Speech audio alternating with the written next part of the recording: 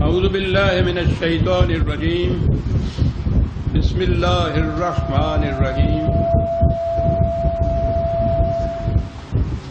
عزیزان من، آج اگست 1983 کی 5 تاریخ ہے اور درس قرآن کریم کا آغاز سورہ الجمعہ کی آیت 9 سے ہو رہا ہے، 62/9۔ اس آیت کی تلاوت تو میں نے سابقہ درس میں کر دی تھی، لیکن اس کی تشریح آج کے درس پر ملتوی کر دی گئی تھی، کیونکہ میں نے کہا تھا کہ یہ بڑا اہم ایک بنیادی نقطہ ہے جس کی وضاحت کے لیے زیادہ وقت کی ضرورت ہے، اور وہی آج پیش ہوتا ہے۔ اصل یہ ہے کہ یہ آیتیں بلکہ قرآن کریم پورے کا پورا سمجھ میں نہیں آ سکتا تا وقت ہے کہ ہم مذہب اور دین کا فرق نہ سمجھیں۔ آج اسلام مذہب کی سطح پہ ہے اور یہ سارا کچھ دین کی چیزیں ہیں، تو وہ اس تصور کے اندر فٹ ان نہیں ہوتا۔ اس کے اپنے تصور تھے، اپنے نظریات ہیں، اپنا پروگرام ہے، اپنے احکام و قوانین ہیں جو اسی کے لیے ہیں جسے دین کہا جاتا ہے۔ مذہب کے اندر تو کھینچ تان کے کسی نہ کسی طرح سے لے آئے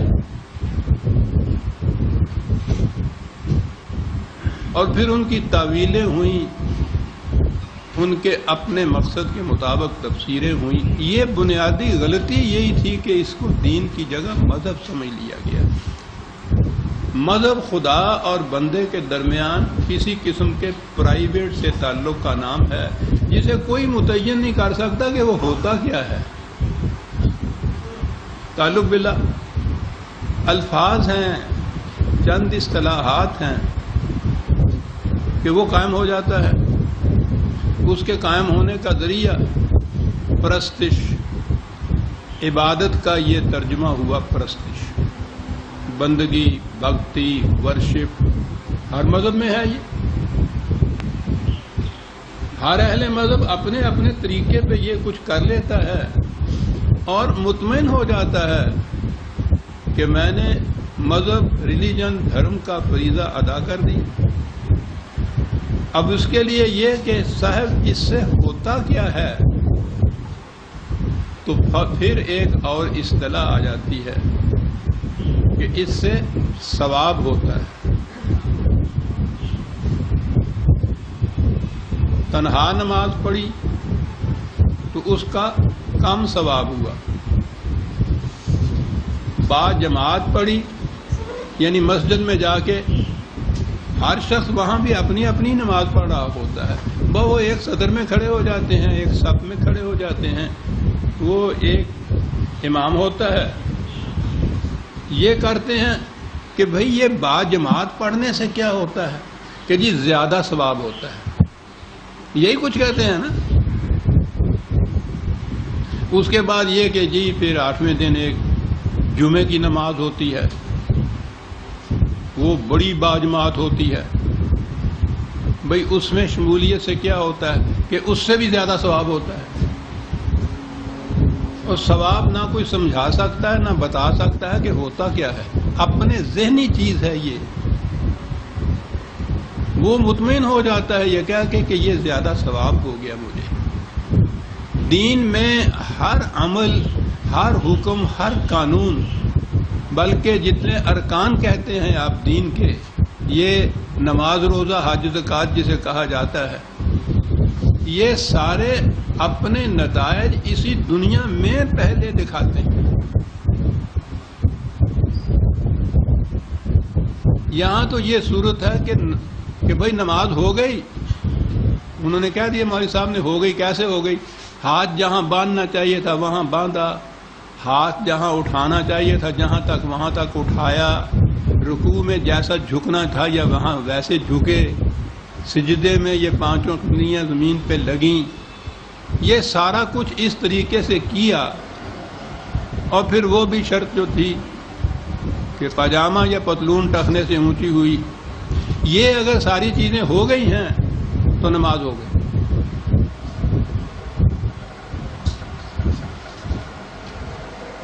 اس نے کہا تھا کہ نماز تو خیر لفظی عربی کا نہیں ہے، فارسی کا لفظ ہے، کہ صلاۃ سے معاشرے سے برائیاں اور بے حیائیاں ختم ہو جائیں گی۔ تو دین میں تو نماز اس وقت ہوگی جب یہ ہو جائے گا تو، اور یہ ایک محسوس چیز ہے، معلوم ہو جائے گا کہ ہوا ہے یا نہیں۔ نہیں ختم ہوئی تو نماز نہیں ہوئی، ہو گئی تو نماز ہو گئی۔ یہاں اس سے تعلق ہی نہیں ہے۔ برائیوں اور بے حیائیوں کے لیے پھر اور انجمنیں بنتی ہیں اور پروگرام بنتے ہیں، کچھ حکومت اپنے لیے کچھ کرتی ہے، سب ٹکریں مارتے ہیں، ڈور کو سلجھا رہے ہیں اور سرا ملتا نہیں، وہ بڑھتی چلی جا رہی ہیں، نماز ہوتی چلی جا رہی ہے۔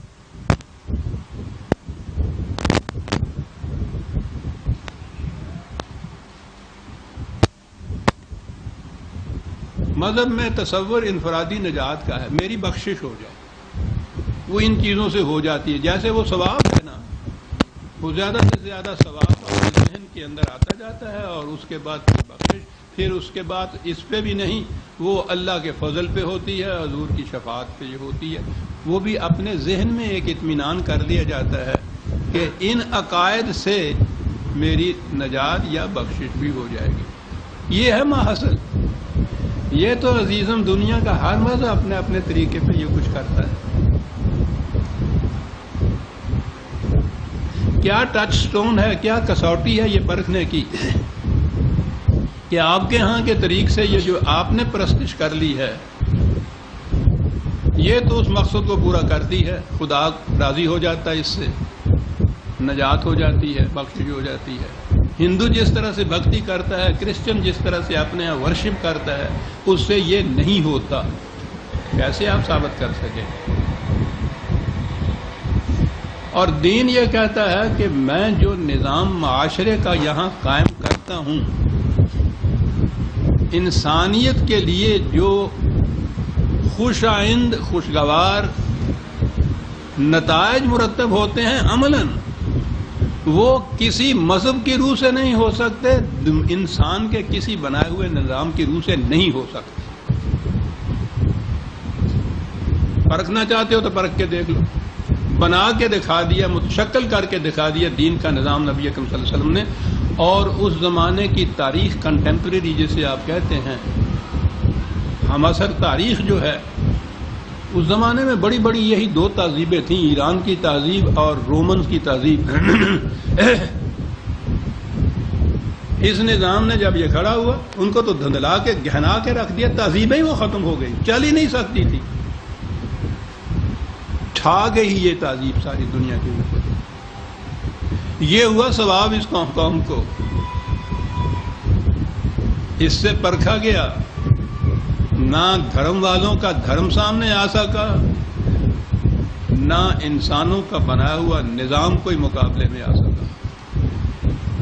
لِيُظْهِرَهُ عَلَى الدِّينِ كُلِّهِ، قرآن نے کہا ہے کہ یہ دین وہ ہے کہ دنیا میں انسانوں کے بنائے ہوئے ہر نظام پر یہ غالب آ کے رہے گا۔ یہ ہے پرکھ،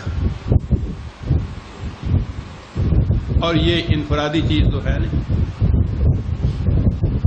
ایک سپاہی کتنا ہی ایفیشینٹ کیوں نہ ہو،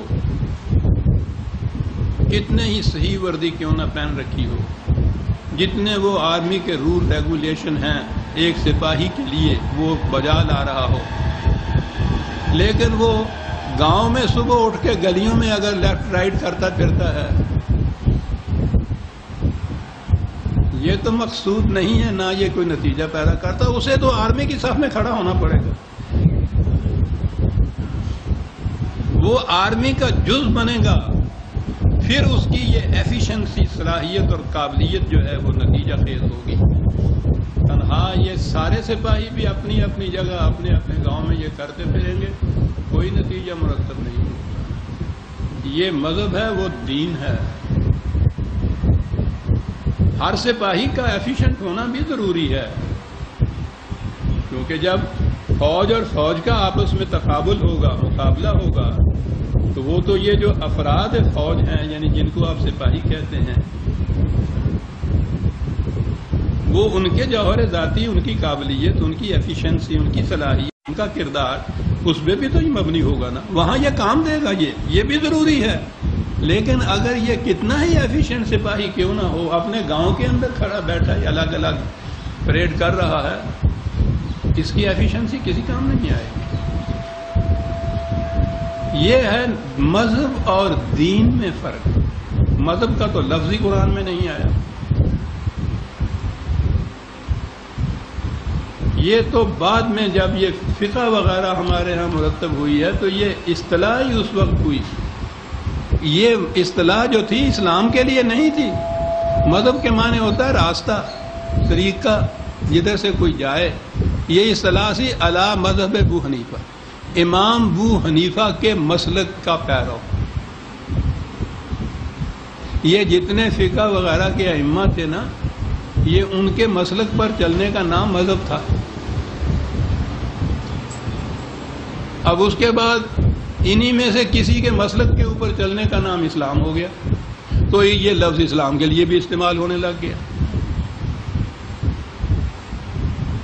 اب مذہب اسلامی ہے، انگریزی میں دوسرا لفظ ہی نہیں تھا ریلیجن کے سوا کوئی۔ ان کی کرسچینٹی تو ریلیجن تھی، انہوں نے بھی اس کا ترجمہ کیا، ریلیجن ہی کیا۔ ہمارے ہاں والوں میں نے جو ترجمہ کیا تو ریلیجن ہی کیا، اردو میں کیا مذہب کیا، انگریزی میں کیا ریلیجن کیا۔ الدین کے لیے تو لفظ ہی کوئی نہیں تھا۔ اے سسٹم، این آرڈر، یہ آج کل کی اصطلاحیں ہیں اس کے لیے۔ نظام ہے اصل میں اس کے لیے لفظ، اس کو تنظیم کے ساتھ یہ کہتے ہیں۔ اجتماعیت اس کے اندر آتی ہے۔ تو یہ یاد رکھیے کہ یہ جتنے بھی ارکان ہیں اسلام کے یا یہ جو احکام ہیں، یہ اس کے اجتماعی نظام کے حصے، اس پروگرام کی مختلف کڑیاں ہیں، اجزاء ہیں اس کے۔ فوج کا جرنیل اگر اپنے ہیڈ کوارٹر میں بیٹھا ہوا نقشہ بنا رہا ہے، وہ بھی اس نظام کا ایک جز ہوتا ہے، جسے پھر سپاہی میدان جنگ میں عمل میں لا کر دکھا رہا ہوتا ہے۔ یہ سارے ایک نظام کے مختلف اجزاء ہوتے ہیں جن پر عمل پیرا ہوا جائے تو وہ اس کا ایکیومولیٹو ایک ایفیکٹ ہوتا ہے، اس نقشے بنانے والے کا بھی اور اس سپاہی کا جو میدان میں کھڑا ہے دشمن کے مقابلے میں، ان تمام کا ایک اجتماعی نتیجہ ہوتا ہے جس کو فوج کی فتح آپ کہتے ہیں۔ یہ تھا یہ نظام قرآن کا، ایک ایسے معاشرے کا، نظام کا، تمدن کا، تہذیب کا قیام کہ جو انسانیت کو عدل اور احسان کے برکات سے متمتع کر سکے۔ انسانیت کو، کسی خاص قوم کو نہیں، کسی خاص فرد کی بات نہیں، یہ ہے جس کا نام ہے اجتماعیت۔ اب یہ جو کہا جائے نا کہ نماز تو جماعت کے ساتھ ہی ہوتی ہے، بالکل صحیح کہا۔ سپاہی تو فوج کی صف کے اندر سپاہی ہے۔ اب اس کا مفہوم سمجھ میں آ جائے گا کہ یہ جو زور دیا گیا ہے اجتماعیت کے اوپر، قرآن میں تمام احکام جمع کی صیغے میں آئے۔ معاف رکھیے گا۔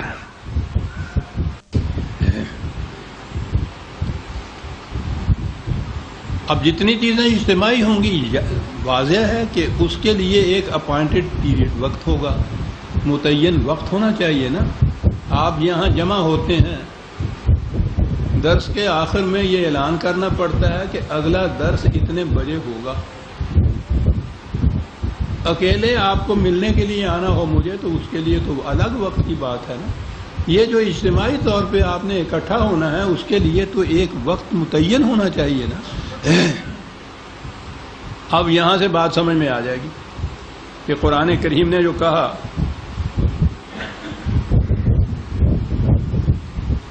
اب اس نے یہ بتانا یہ تھا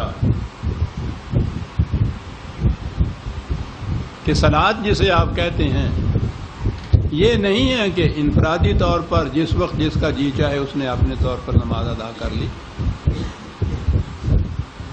یہ تو اکٹھے ہونے کی بات تھی ایک مقصد کے لیے۔ 4/103 ان الصلاۃ کانت علی المؤمنین کتابا موقوتا. صلاۃ جو ہے یہ ایسا فریضہ ہے جماعت مومنین کا کہ جو اپوائنٹڈ ٹائم کے اوپر ادا کیا جائے گا. یوں بہتر سمجھ سکتے ہیں جو وقت مقرر کیا گیا ہے اس وقت کے اوپر جمع ہوں گے یہ فریضہ ادا ہوگا. اس کے لیے ایک وقت مقرر کیا گیا.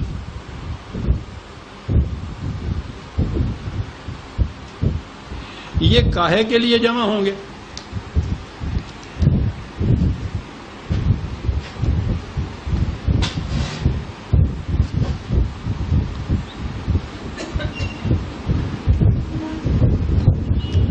بیالیس بڑا 38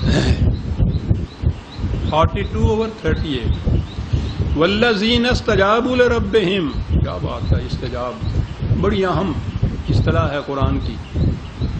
جو لوگ خدا کی آواز پر اس کی دعوت پر لبیک کہتے ہوئے آگے بڑھتے ہیں اور دوسرے مقامات کے اندر ہیں، وہ تو بڑی عجیب آیت ہے سورہ انفال کی. اگر یہی ہے آیت، اگر میں غلط نہیں پڑھتا تو استجیبوا للہ ولرسول اذا دعاکم لما یحییکم. خدا اور رسول کی آواز پر لبیک کہو جب وہ رسول تمہیں اس چیز کی طرف بلائے جو تمہیں زندگی عطا کر دے. یہ دعوت اس نظام کی طرف تھی کہ جو زندگی عطا کر دے، اور ضمناً کہا جا رہا ہے یا ایھا الذین آمنوا، ارباب ایمان. اور ظاہر ہے کہ وہ زندہ تو ہیں شیخ صاحب وقت.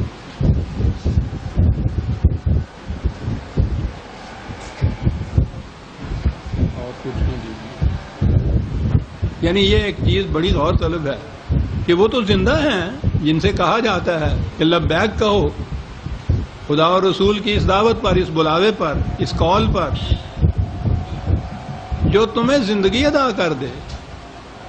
زندہ انسانوں سے کہا گیا ہے کہ آؤ اس دعوت کی طرف جو تمہیں زندگی عطا کر دے. تو زندگی اور زندگی میں فرق ہو گیا. یہاں پہلی زندگی تو فزیکل لائف ہے، طبعی زندگی ہے، وہ تو حیوانوں کو بھی میسر ہے، کفار کو بھی میسر ہے، گناہگاروں کو بھی میسر ہے، فاسق و فاجر کو بھی میسر. فزیکل لائف میں تو سب موجود ہوتے ہیں. تو قرآن اس لائف میں جو صرف فزیکل سطح پہ زندگی تھی ان لوگوں کو آواز دیتا ہے کہ آؤ اس نظام کی طرف جو تمہیں زندگی عطا کر دے. یاد ہوتا ہے مجھے پھر بار بار وہی آ جاتا ہے، وہ بات تو غزل کی ہے لیکن وہ جو فرق کیا ہے نا وہ شاعر نے، وہ بڑا عمدہ فرق ہے کہ زندگی عمر بھر نہیں ہوتی.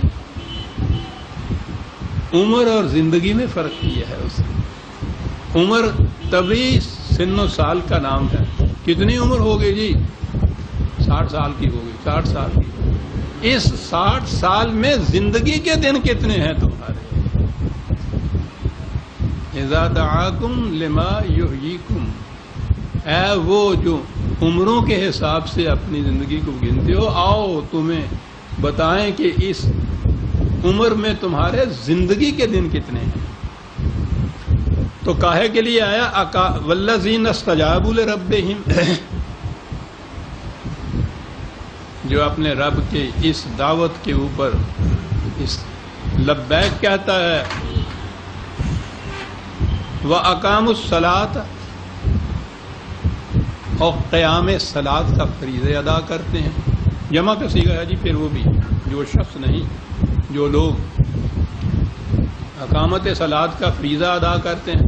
کہے کے لیے وَأَمْرُهُمْ شُورَىٰ بَيْنَهُمْ، تاکہ ان کے تمام معاملات باہمی مشورے سے طے ہوں. یہ سوچئے تو صحیح کہ اقاموا الصلاۃ وَأَمْرُهُمْ شُورَىٰ بَيْنَهُمْ استجاب لرب، کتنا اہم معاملہ ہوگا جس کے لیے آواز دی جا رہی ہے ان کو.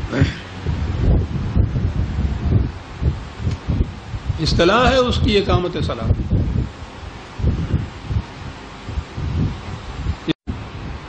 ان کے معاملات ان کے باہمی مشاورت سے طے ہوں، اس کے لیے وہ اکٹھے ہوں گے۔ تو یہ تو اجتماعی چیز ہے۔ اور پھر آپ اس کو دیکھیے، یہ ایک ایک قرآن کے 4 لفظ سارے آپ کے سیاسی الجھنوں کو دور کر دیتے ہیں، گتھیاں سلجھا دیتے ہیں۔ تیرا ہی جینا چاہے تو باتیں ہزار ہوں۔ امرہم شورا بینہم، امرہم نے تو یہ بتا دیا کہ کسی ایک فرد کی حکومت یا اقتدار یا مملکت نہیں ہوتی، وہ ہم ہے، پوری امت ہے، اور پھر وہ کسی ایک فرد کی رائے سے نہیں آگے چلتی۔ شورا ہے اور بینہم ہے، اور انہی کے ساتھ مشورہ ہوگا۔ غیر مسلم اگر وہاں ہوں گے تو ان کے ساتھ یہ مشورہ نہیں ہوگا، ان کا یہ امر نہیں ہے، ان کے لیے شورا نہیں ہے۔ بعد میں یہ کہہ رہا تھا کہ یہ اجتماع کاہے کے لیے ہوا صلاۃ کا؟ امرہم شورا بینہم، امر کے لیے، نظام کے معاملات، حکومت کے معاملات، مملکت کے معاملات جو ان کی اپنی ہے، باہمی مشاورت کے لیے۔ تو ظاہر ہے کہ اس کے لیے تو پھر اجتماع ہی ہوگا نا۔ انفرادی نماز جسے آپ کہتے ہیں کہ میں پڑھ لی ہے، یہ تو اجتماعی چیز ہے اور اس مقصد کے لیے ہے۔ اور اب وہ بات سمجھ میں آئی کہ جب یہ اس نے کہا کہ ان الصلاۃ کانت علی المؤمنین کتابا موقوتا، یہ فریضہ وہ ہے کہ جو اس کے لیے وقت مقرر کیا جائے اس وقت کے اوپر وہاں حاضر ہوا کرو۔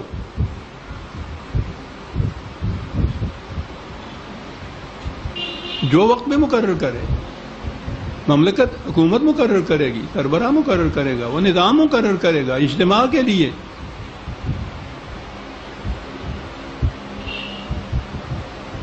یہ تاکید کی کہ وہ ایسے ہی نہ اس کو لائٹلی لیا کرو، جو وقت مقرر کیا جائے اس وقت کے اوپر وہاں حاضر ہوا کرو، کیونکہ بڑے اہم معاملات میں مشاورت کرنی ہے تم سے۔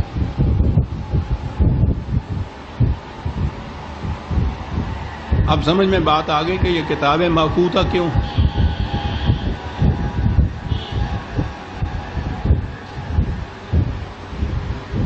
یہ دین تھا۔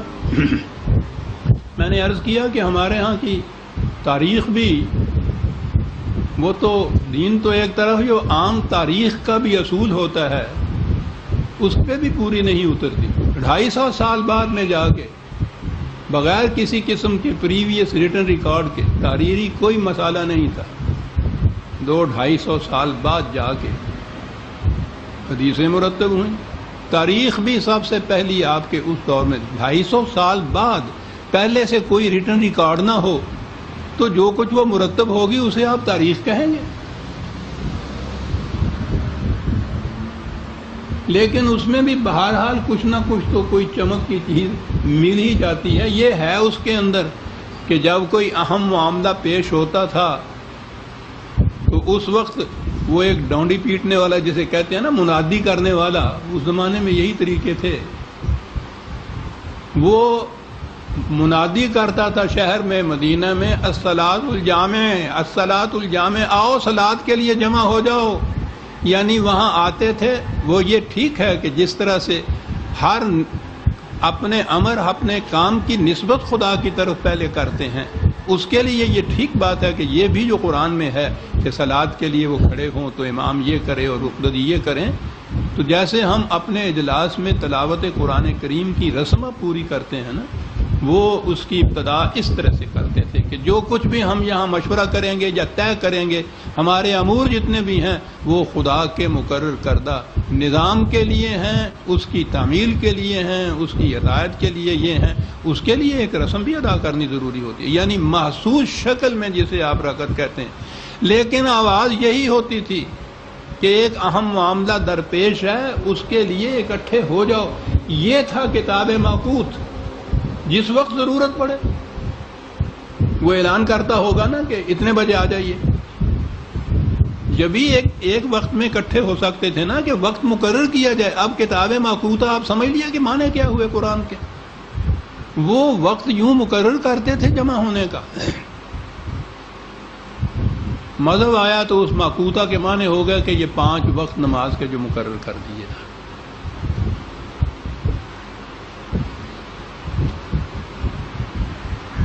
یہ ہو گیا اس نماز کے لیے کہ جو محض ثواب کی خاطر پڑھی جاتی ہے، اس میں اجتماعی نتائج یا نظام کی کوئی صورت نہیں ہوتی۔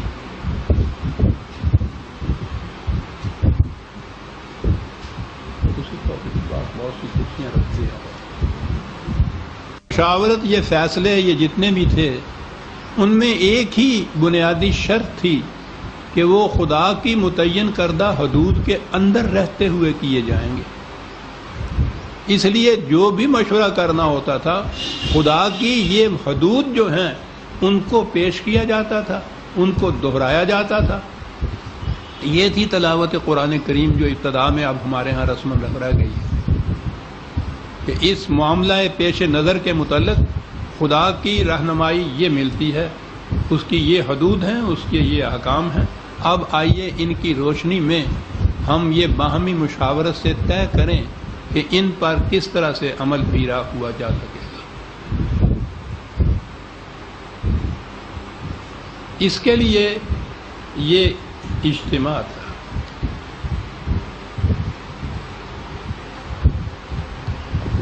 اور یہی وہ اجتماع ہے جس کے لیے یہ سورہ جمعہ ہمارے سامنے جو آئی ہے۔ یا ایھا الذین آمنوا اذا نودی للصلاۃ من یوم الجمعۃ فاسعوا الی ذکر اللہ وذروا البیع۔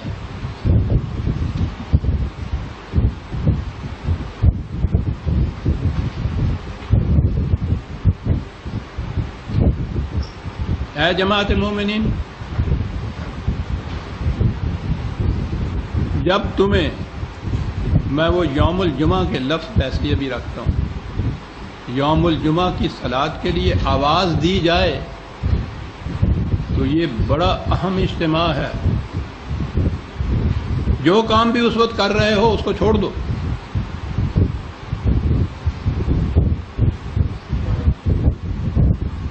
اور فوراً چلے آؤ ادھر۔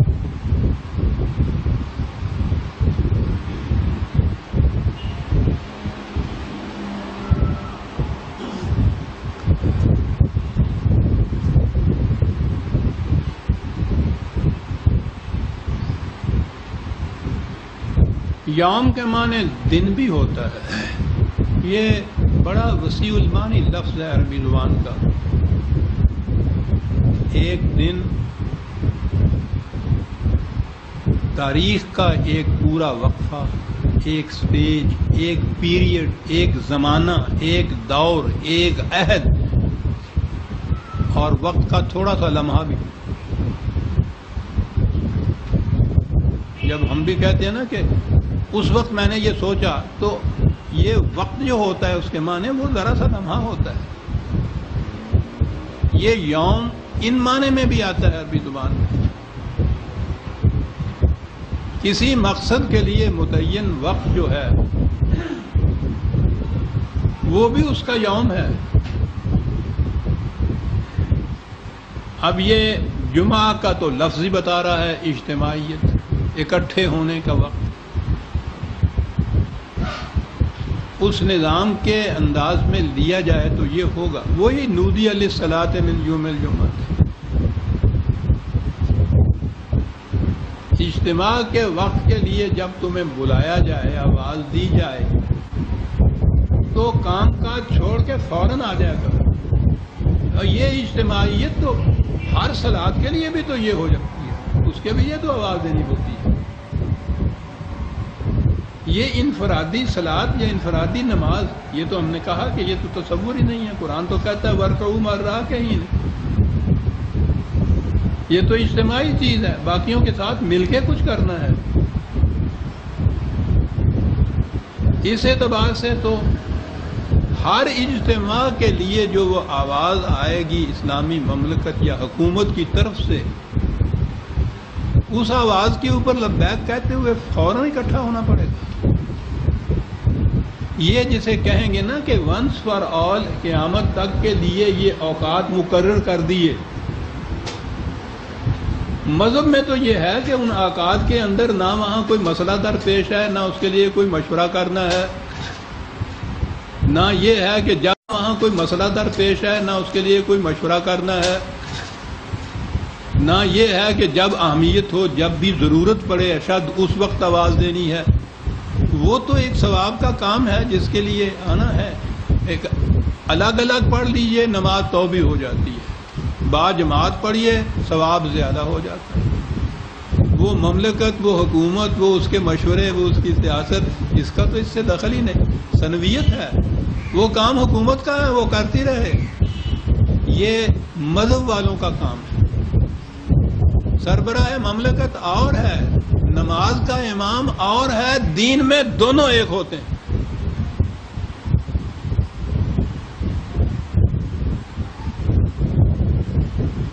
اس دور کی جیسی بھلی بلی بھی تاریخ ہے ہمارے سامنے، صحیح یا اس میں اختلاط ہوا مخلوط کرم کی، اس میں بھی یہ چیز ہے کہ یہ الگ الگ مسجدوں کے اندر امام اس قسم کے نہیں ہوتے تھے رکھے ہوئے. حکومت کے عمال جو تھے وہی یہ فرائض سر انجام دیتے تھے. اجتماع ہوتا تھا اہم معاملے میں مشورہ کرنے کے لیے. وہ جو اس علاقے کا کہہ دیجیے ایس ایچ او کہہ دیجیے یا کوئی انجینئر کہہ دیجیے، اس علاقے کا جو عامل اس کو کہتے تھے. عربی زبان میں اس کا لفظ یہ ہے، the worker of the government. وہ یہ فریضہ ادا کرتا تھا، آواز دیتا تھا، وہ آتے تھے وہاں بات بھی کرتا تھا. یہ ٹھیک ہے. ابتدا ان کی ضرور خدا کے اقدار کے سامنے لانے سے، یاد دہانی کرنے سے جو ہوتا ہے اس کا ایک طریق مقرر کیا ہوا تھا. وہ ٹھیک ہے، صلاۃ جسے کہتے ہیں، نماز جس کا کہتے ہیں. لیکن مقصد اس کا یہ تھا، وہ تمہید تھی اس مقصد کے لیے.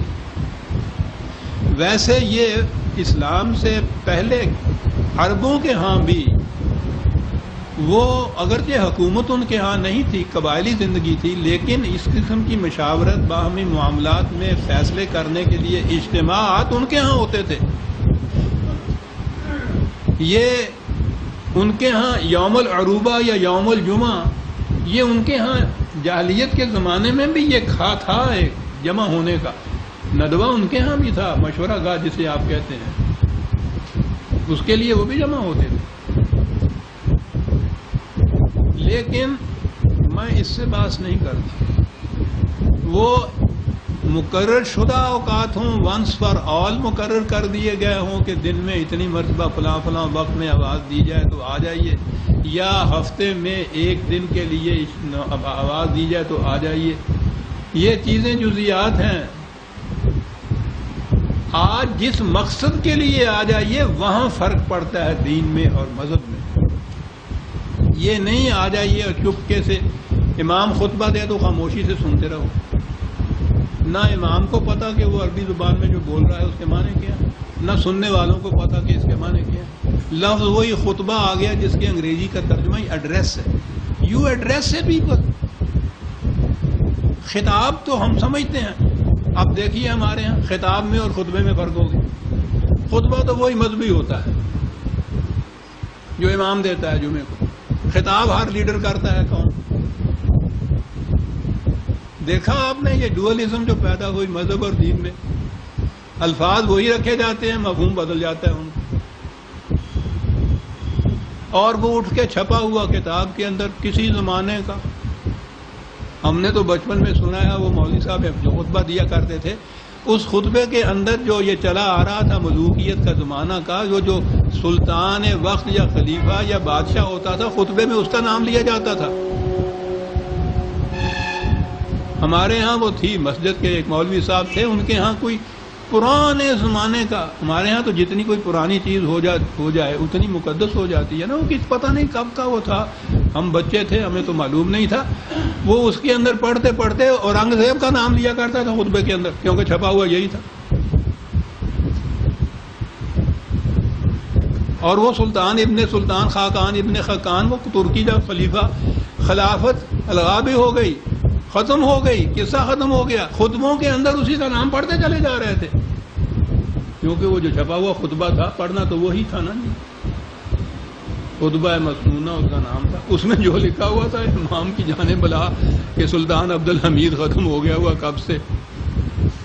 مذہب میں عزیزان من یہ رسم پوری ہو جاتی ہے اور اطمینان ہو جاتا ہے اپنے آپ کا. یہ فریب نفس ہوتا ہے. خود اپنے آپ کو مطمئن کر لینا، نتائج سے نہیں پرکھنا کہ یہ ہو گیا ہے یا نہیں۔ دین میں جتنے بھی ارکان ہیں یہ پروگرام ہیں اس اجتماعی نظام کے، جسے قائم کرنا اور باقی رکھنا فریضہ ہے جماعت مومنین کا، اور اس کے نتائج آتنا فی الدنیا حسنۃ۔ ایک لفظ میں کہوں تو یہ کہ اس نظام میں زندگی بڑی حسین ہو جاتی ہے۔ میں سمجھتا ہوں اس سے زیادہ جامع لفظ نہیں، قرآن نے بھی تو یہی لفظ استعمال کیا ہے، اور عاقبت اس کے ساتھ فی الآخرۃ حسنہ۔ یہ زندگی بھی حسین ہو جاتی ہے، مستقبل کی زندگی بھی حسین ہو جاتی ہے۔ زندگی سے تعلق ہے ان تمام ارکان کا جو دین کے، جو قرآن نے متعین کیے ہیں۔ ایک فرد کے ذاتی اطمینان کی بات نہیں ہے، یہ تو ہر فرد اپنے طور پر اس اطمینان کو حاصل کر لیتا ہے۔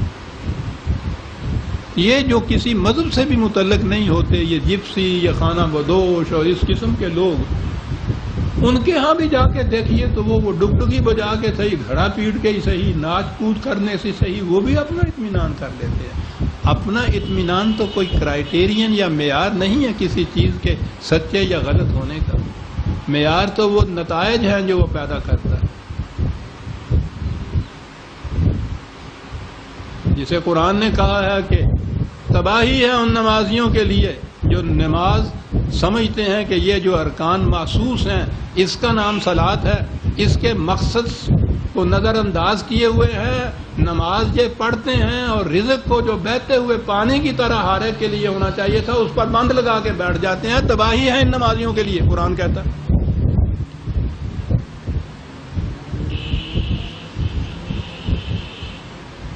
صلاۃ کا تو اتنا گہرا تعلق ہے، حضرت شعیب علیہ السلام کے ذمہ میں قرآن میں یہ ہے نا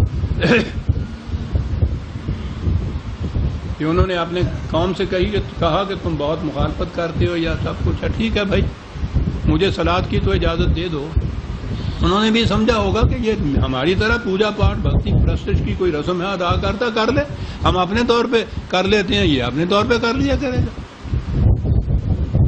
اور قرآن نے بات یہاں سے کہی کہ انہوں نے یہ کہا کہ شعیب تو ہم نے تو یہ سمجھا تھا نماز کا، کیا تیری صلاۃ ہمیں اس کی بھی اجازت نہیں دیتی کہ ہم اپنے مال کو بھی اپنی مرضی کے مطابق خرچ کر سکیں؟ کیا بات ہے، شعیب کی صلاۃ دین کی صلاۃ تھی، وہ اس کی اجازت نہیں دے سکتے۔ اس کے لیے یہ مال و دولت جو کمایا ہوا ہے یہ محتاجوں، مفلسوں، غریبوں کی ضروریات پوری کرنے کے لیے، کھلا رکھنے کے لیے ہے، بند لگا کے رکھنے کے لیے نہیں ہے۔ ساقوم صلاۃ کا مقصد نہیں، ہم یراؤن، جو چیزیں لوگ دیکھ سکتے ہیں یہ وہ کچھ کر دیتے ہیں اور سمجھ لیتے ہیں کہ ہم نے صلاۃ کا فریضہ ادا کر دیا۔ صلاۃ کا فریضہ یوں ادا کیا اور جا کے اور پانی کے چشمے کے آگے بند لگا کے اس کو اپنے کھیت کی طرف موڑ دیا۔ ویل للمصلین، یہی نہیں کہ ان کو اس کا کوئی اجر نہیں ملے گا، تباہی ہے ان مصلین کے لیے۔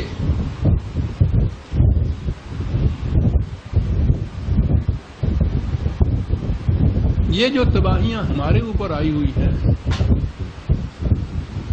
ہم تو شاید ابھی انتظار کر رہے ہیں نا کہ وہ تباہی کا تصور جو ہے، یہ تو آئی ہوئی تباہی قیامت موجود ہے عزیزان من۔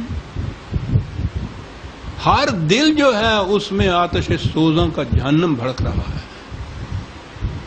نار اللہ الموقدۃ التی تطلع علی الافئدہ، خدا کی بھڑکائی ہوئی آگ جو دلوں کو لپیٹ لیا کرتی ہے۔ کوئی دل بھی خالی ہے اس معاشرے میں جسے اس آگ نے لپیٹ نہ لیا ہو۔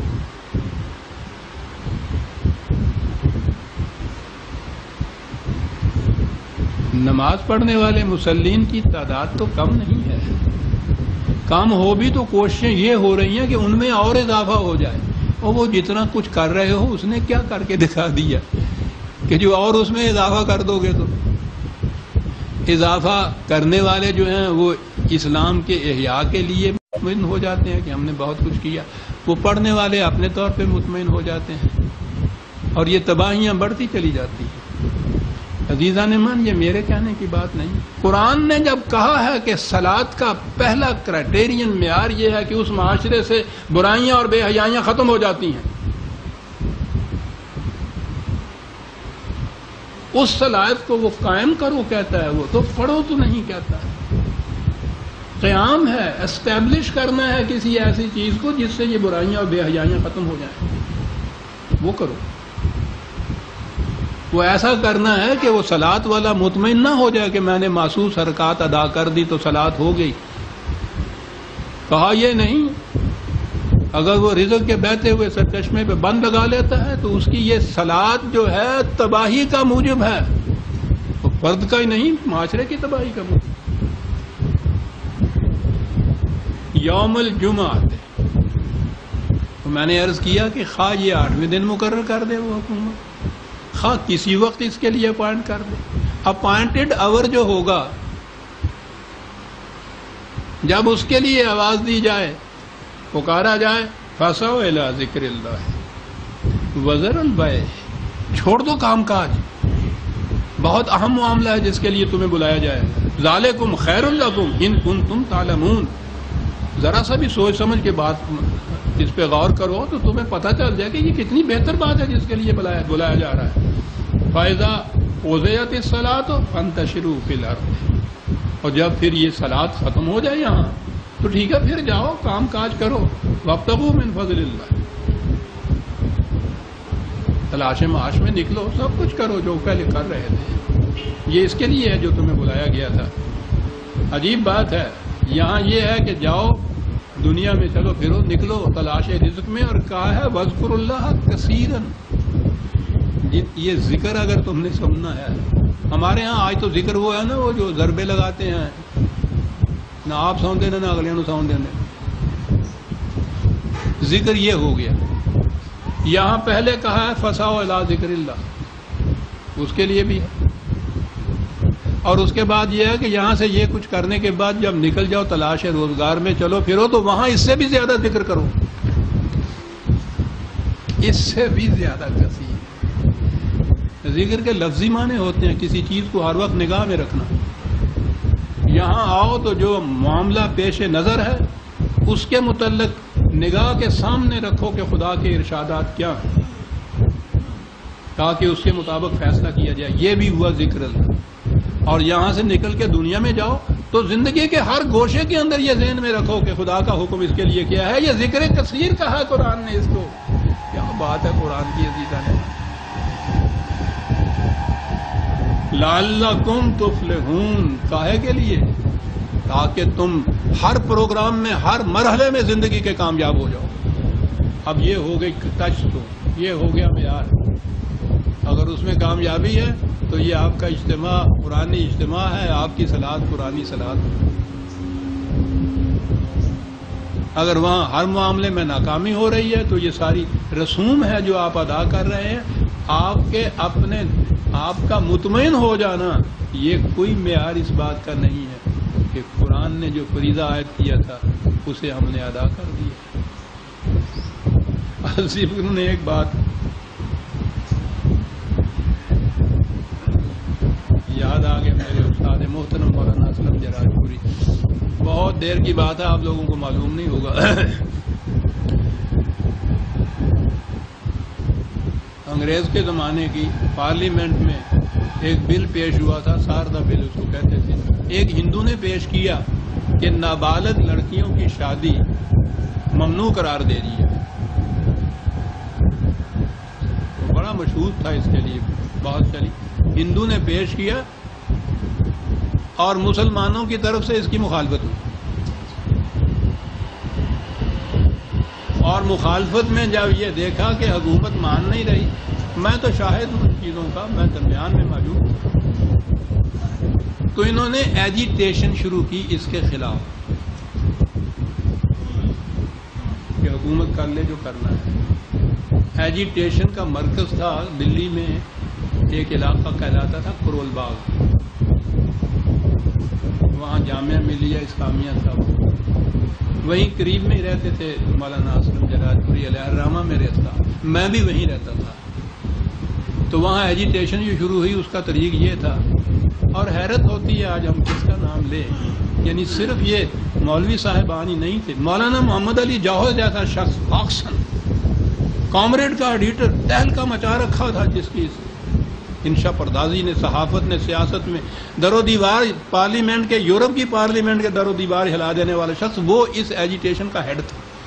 اور کرتے گیا تھے، اعلان ہوا تھا کہ اپنے بچے بچیوں کو جن کا تم نکاح کرانا چاہتے ہو لیے آؤ. 6 مہینے کے بچے گود میں اٹھائے ہوئے لیے چلے آ رہے ہیں لوگ، تانتا بندھا ہوا ہے. نکاح تو کرنا ہی ہے، ایک تو ثواب یہی ہے، دوسرے یہ کہ جو اس انگریز کے ایکٹ کی خلاف ورزی سے جو ثواب عظیم ہو حاصل ہوگا اس کو کیوں گواتے ہو. لوگ اس اجتہاد میں حصہ لینے کے لیے چلے آ رہے ہیں اور وہ پڑھا رہے ہیں نکاح وہاں بیٹھے ہوئے.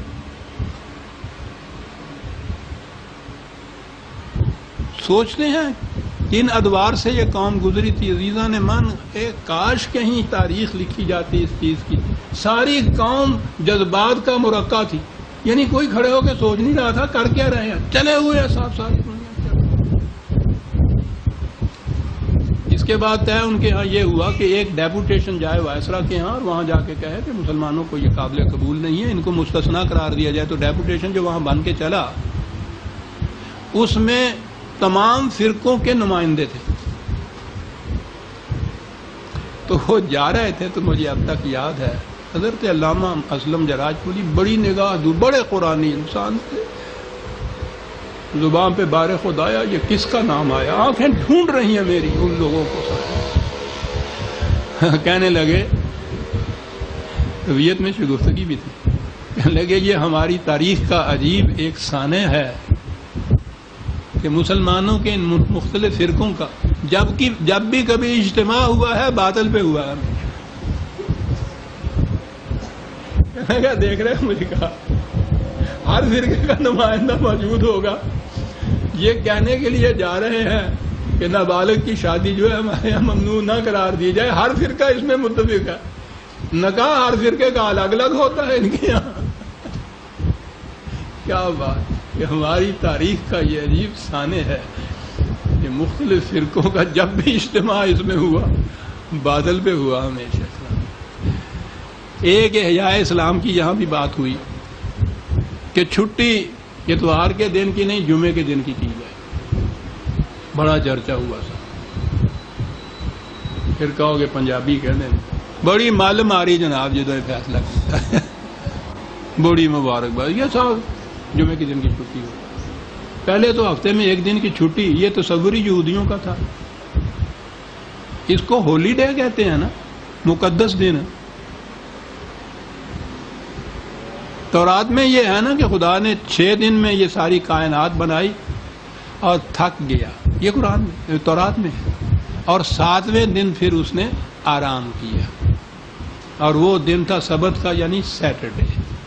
تو 7ویں دن چونکہ اللہ میاں بھی سارا دن سوتے رہے، اس لیے ان کے اتباع میں اس دن کاروبار یہ بھی بند رکھتے تھے اور اس کا نام تھا ہولی ڈے، 7ویں دن. تو شروع میں تو آپ کو شاید اس تاریخ کا پتہ نہ ہوگا. یہ عیسائیت جو ہے یہ الگ ان کے قوانین نہیں تھے، یہودیوں کے قوانین ہی کو فالو کرتے تھے. یہ بھی اسی دن کو آف ہوتے تھے، چھٹی مناتے تھے. بعد میں جب ان کے ہاں آپس میں مخاصمت ہوئی ہے تو پھر عیسائیوں نے یہ طے کیا کہ ہر وہ چیز جو یہودیوں کی ہم اس کے خلاف جائیں گے. ان کے ہاں سور حرام ہے، ہم سور کھائیں گے. انہوں نے کیا، انہوں نے جاؤ کھاندے پھر. ان کے ہاں ختنہ کیا جاتا ہے، ہمارے ہاں ختنہ بند ہے. یہ اس طرح سے عیسائیوں کے ہاں یہ احکام بنے ہیں ضد میں. یہ ہفتے کے دن چھٹی کرتے ہیں، ہم اتوار کو کریں گے. تو وہ چھٹی وہ یوں ہوتی تھی. اب آپ کے ہاں وہ چلی آتی تھی ایک رسم اتوار کی چھٹی. انہوں نے کہا کہ اسلامی چھٹی ہونی چاہیے. جمعے کے دن چھٹی، کاروبار بند. اگر یہ معاشرتی مسئلہ ہوتا تو ٹھیک ہے، ایک دن ہفتے میں آف کر لیجئے. جمعہ سوٹ کرتا ہے وہ کر لیجیے. نہیں، یہ اسلامی ہے، اور اسلامی کی جو سند ہے، خدا کا قانون، خدا کا قرآن جو خدا کی کتاب ہے، اس میں یہ ہے کہ جب جمعے کی نماز کے لیے آواز دی جائے تو کاروبار چھوڑ کے ادھر آ جایا کرو. تو پہلی چیز تو یہ ہوئی کہ جمعے کی نماز سے پہلے کاروبار سارا کرنا ہے، اور اس کے بعد یہ ہے کہ جب نماز ختم ہو جائے تو فسح و علاج، پھر جاؤ کاروبار میں اور تلاش معاش میں نکل جاؤ کہ اس کے بعد بھی کاروبار کرنا ہے. وہ تو جمعے کے یعنی عجیب اتفاق ہے کہ اس کے متعلق قرآن میں یہ ہے کہ اس نماز سے پہلے بھی کاروبار کرو، نماز کے بعد بھی جاؤ کاروبار کرو. صرف نماز کے لیے ہے جو وقت تھا. اب یہ جو اس قسم کی چیز کے پہلے بھی کاروبار بند رکھو بعد میں بھی کاروبار بند رکھو، یہ تو قرآن کے اس حکم کے خلاف جا رہا ہے. یہ احیاء اسلام اور جس پہ تمام فرقے متفق تھے. فَسَعُوا إِلَىٰ ذِكْرِ اللَّهِ لَعَلَّكُمْ تُفْلِحُونَ، تاکہ تم کامیاب ہو. کہتا ہے ان کی کیفیت یہ ہے، نئے نئے ابھی مسلمان ہوئے ہیں، ان کی حالت یہ ہے وَإِذَا رَأَوْا تِجَارَةً أَوْ لَهْوًا انفَضُّوا إِلَيْهَا وَتَرَكُوكَ قَائِمًا قُلْ مَا عِندَ اللَّهِ خَيْرٌ مِّنَ اللَّهْوِ وَمِنَ التِّجَارَةِ وَاللَّهُ خَيْرُ الرَّازِقِينَ. یہ ضروری نہیں کہ یہ جمعے کے خطبے کے متعلق ہی یہ بات ہو، بات عام کی ہے قرآن نے. یہ بھی معلوم نہیں کہ یہ خصوصیت سے یہ منافقین جو اس زمانے میں آتے تھے ان کی حالت تھی، یا قرآن نے یہ کہا ہے کہ یہ بدو لوگ جو نئے نئے مسلمان ابھی ہوئے ہیں ان سے کہیے کہ اپنے آپ کو یہ نہ کہا کریں کہ ہم ایمان لے آئے ہیں. ان سے کہو، یہ کہا کریں کہ ہم تو اس مملکت کے سامنے جھک گئے ہیں، سرنڈر کر دیا ہم نے اپنے آپ کو. وَلَمَّا يَدْخُلُ الْإِيمَانَ فِي قُلُوبِهِمْ، ایمان ان کے دل کی گہرائیوں تک ابھی نہیں پہنچا تو ابھی نہ مومن کہیں اپنے آپ کو. بعد میں یہ ہو جائے گا لیکن ابھی تو نہ یہ کہیں. تو یہ ہو سکتا ہے کہ یہ مجمع جو تھا اس میں یہ لوگ بھی موجود ہوتے ہوں گے، وہ کچے ایمان والے. کہا ان کی صورت یہ ہے کہ بیٹھے ہوئے ہوتے ہیں یہاں، باہر اگر کوئی تجارت کا قافلہ آ گیا تو ان کے ہاں تو ہر وقت مارکیٹ نہیں ہوتی تھی نا، قافلے آتے تھے تو اس وقت ہی خرید و فروخت فوراً ہو جاتی تھی، اور جو پہل کر لیتا تھا اس کو زیادہ منفعت ہوتی ہوگی. قافلہ کوئی آ جاتا تجارت کا، یا ویسے ہی کوئی بندر نچانے والا ڈگڈگی بجاتا ہے، کہنے لگا ان کی یہ صورت ہے کہ تو کتنی اہم بات کیوں نہ کر رہا ہو، تجھے چھوڑ جاتے ہیں اور ادھر بھاگ جاتے ہیں.